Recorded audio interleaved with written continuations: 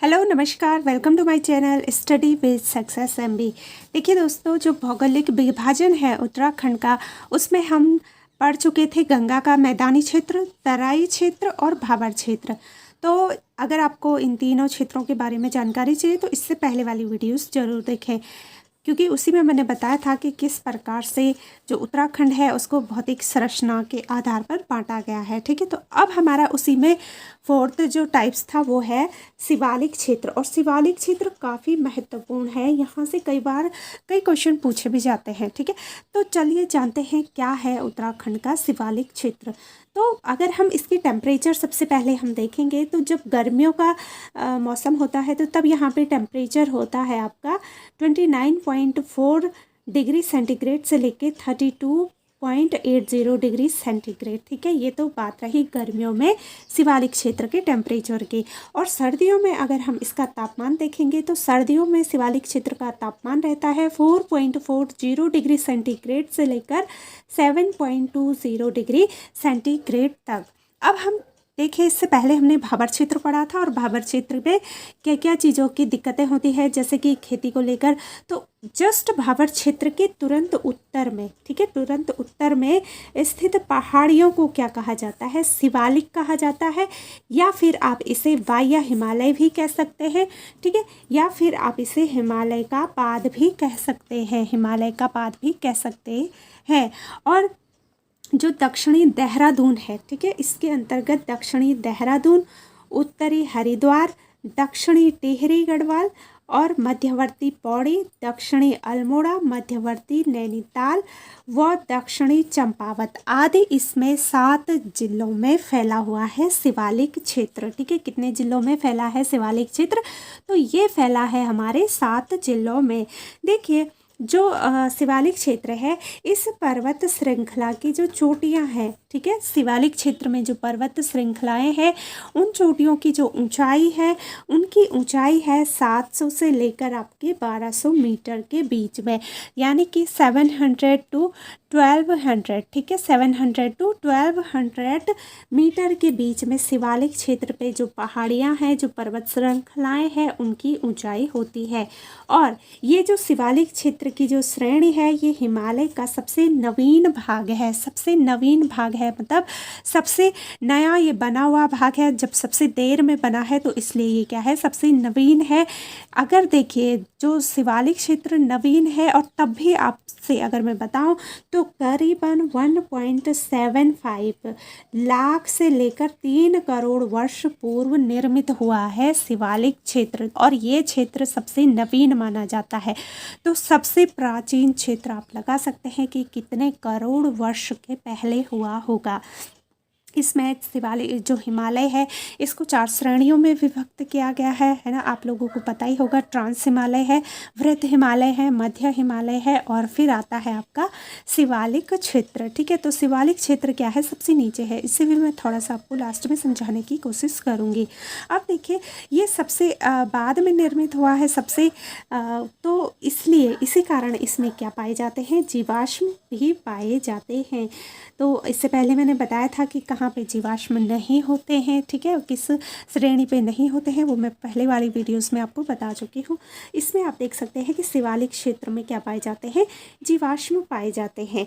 अब बात रही कि ये जो शिवालिक क्षेत्र है, ये कैसे निर्मित होती है, इनकी जो चट्टानें हैं, जो शिवालिक क्षेत्र है, ये कैसे बना। तो देखिए, प्लाइस्टोसिन, ठीक है, आपको ध्यान रखना है, प्लाइस्टोसिन और बालू, कंकड़, गोलाश्म तथा जो संपीडात्मक चट्टानों की मोटी परतों से क्या हुआ है, ये शिवालिक क्षेत्र निर्मित हुआ है। ठीक है, अब देखिए, इस श्रेणी का जो क्रम है, इस श्रेणी का क्रम हिमालयी नदियों द्वारा जगह जगह खंडित कर दिया गया है, क्योंकि आपको पता ही है कि यहाँ की जो भूभाग है, यहाँ का जो क्षेत्र है, वो क्या है, काफ़ी उबड़ खाबड़ है, कहीं पे गहरा है, कहीं पे ऊंचा है। तो इस कारण फिर यहाँ पे नदियाँ भी बहुत सारी निकलती हैं, तो इसीलिए इसे क्या करा गया है, ये जगह जगह खंडित हो गई है, टूट गई है।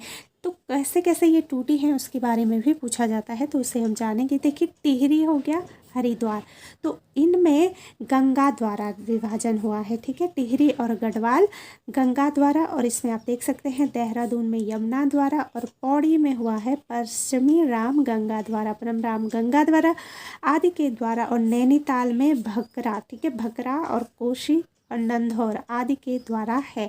अतः जो इस क्षेत्र में भूस्खलन तथा भारी कटाव के कारण गहरी घाटियां भी पाई जाती है। पूछा जाएगा कि किस क्षेत्र में आपको गहरी घाटियां पाई जाती है, कौन सा ऐसा क्षेत्र है, हिमालय का कौन सा ऐसा क्षेत्र है, उत्तराखंड की भौतिक स्थितियों के आधार पर ऐसा कौन सा क्षेत्र है जहां पे आपको गहरी घाटियां देखने को मिलती हैं, तो वो है आपका शिवालिक क्षेत्र, ठीक है।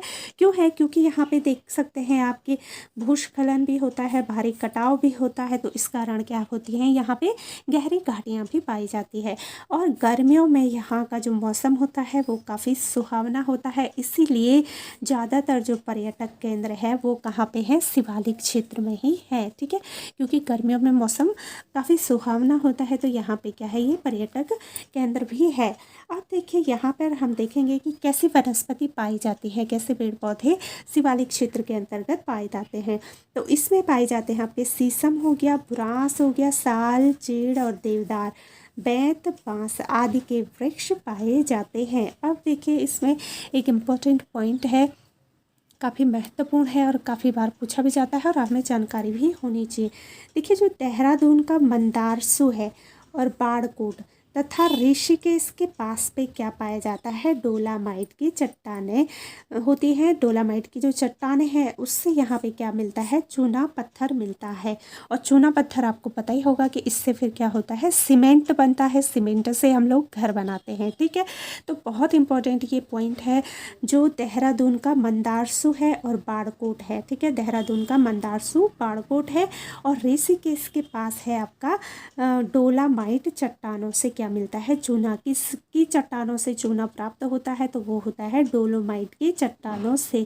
और उत्तराखंड में कहाँ पे डोलोमाइट की चट्टानें पाई जाती हैं, तो देहरादून के मंदारसू, बाड़कोट और ऋषिकेश के पास, ठीक है, डोलोमाइट चट्टानें पाई जाती है। इससे आपका चूना मिलता है, और चूने से क्या बनता है, सीमेंट बनता है। तथा इसके अलावा अगर आप देखेंगे, डोलोमाइट की चट्टानों के अलावा, चूना पत्थर के अलावा यहाँ पे बालू मिलेगा, संगमरमर मिलेगा, जिप्सम मिलेगा, फास्फेटिक आदि भी यहाँ पे पाए जाते हैं।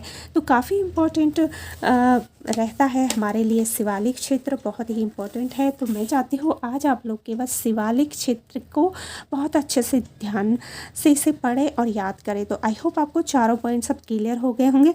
हमने पढ़ा था इससे पहले वाली वीडियोस में, मैंने आपको बताया था कि उत्तराखंड की भौगोलिक स्थिति कैसी है, जो उत्तराखंड की भौतिक संरचना है उसके बारे में मैं सारा डिटेल में पहले पढ़ा चुकी हूँ, इस तरीके से आपको समझा भी चुकी हूँ।